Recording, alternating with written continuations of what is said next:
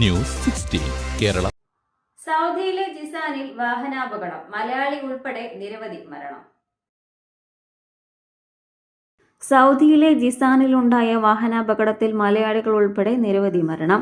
ഒരു മലയാളി ഉൾപ്പെടെ 15 പേർ മരണപ്പെട്ടതായാണ് വിവരം. കൊല്ലം സ്വദേശി വിഷ്ണു പ്രകാശ് പിള്ള 31 വയസ്സാണ് മരണപ്പെട്ട മലയാളി.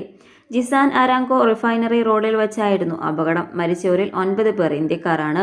3 പേർ നേപ്പാൾ സ്വദേശികളും മറ്റു 3 പേർ ഗാന സ്വദേശികളുമാണ്.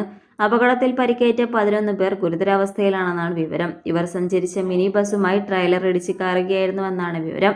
26 പേരായിരുന്നു ബസ്സിലുണ്ടായിരുന്നത്. പരിക്കേറ്റവർ ജിസാൻ അബ്ഹ ഹോസ്പിറ്റലുകളിൽ ചികിത്സയിലാണ്. കിഴക്കൻ സൗദിയിലെ വ്യവസായ നഗരിയായ അൽ ജുബൈലിലെ ACIC കമ്പനി ജീവനക്കാരാണ് അപകടത്തിൽപ്പെട്ടവർ. ജുബൈലിൽ നിന്ന് ജിസാനിലെത്തി ക്യാമ്പിൽ താമസിച്ച് ഡ്യൂട്ടിക്ക് പോകുന്ന തൊഴിലാളികളാണ് അപകടത്തിൽപ്പെട്ടത്. News desk. പക്ഷമില്ല, വിവേചനമില്ല. നേരിനൊപ്പം, നാടിനൊപ്പം, നാട്ടുകാർക്കൊപ്പം. News 16 Kerala channel.